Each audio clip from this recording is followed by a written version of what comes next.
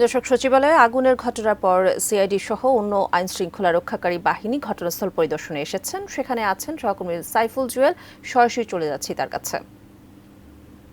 শুক্রবার সকাল কিন্তু এখনো কর্মব্যস্ত সচিবালয়। আমরা সকাল থেকে যখন এখানে আসি গণমাধ্যম কর্মীরা, আমরা সকাল থেকে এসে এখানে দেখতে পেয়েছি যে গত পরশুদিনের রাতের অগ্নিকাণ্ডের ঘটনার সূত্র ধরে এখানে সচিবালয়ে অনেক কর্মকর্তারাই আসলে এখানে এসেছেন।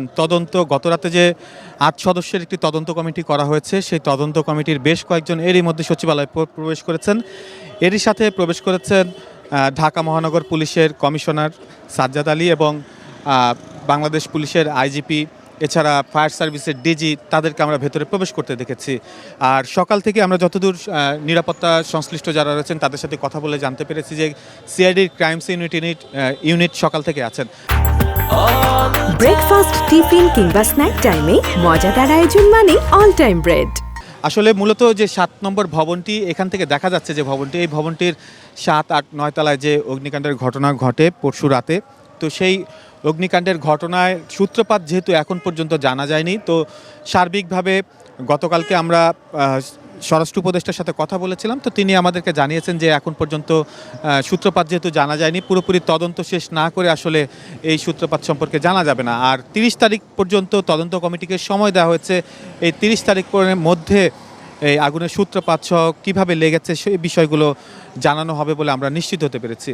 আমরা এখান থেকে যারা ভেতরে প্রবেশ করেছেন তারা এখনও ভেতরে তদন্ত কাজ পরিচালনা করছেন। আমরা চেষ্টা করব যে পরবর্তী সংবাদে তারা যখন বের হবেন তাদের সাথে কথা বলে আপডেট তথ্য দর্শকদের জানাতে।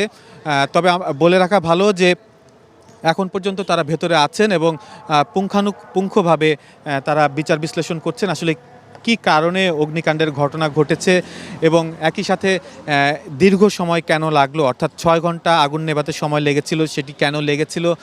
আর এছাড়া এই ৬ তলায় যেহেতু তার আগের দিন বড়দিনের ছুটি ছিল এবং তার সেদিন রাতের বেলায় অগ্নিকাণ্ডের ঘটনা ঘটে, তো সেই সূত্র ধরে এখানে কোনো নাশকতা হয়েছিল কিনা সব কিছু চুলচেরা বিশ্লেষণ করা হবে বলে জানানো হয়েছে কমিটির পক্ষ থেকে। এবং আমরা আশা করব যে তারা তদন্ত কমিটির কেউ যদি বের হয়, আমরা চেষ্টা করব যে তাদের কাছ থেকে বৃত্তান্ত জানার জন্য। মুন্নি।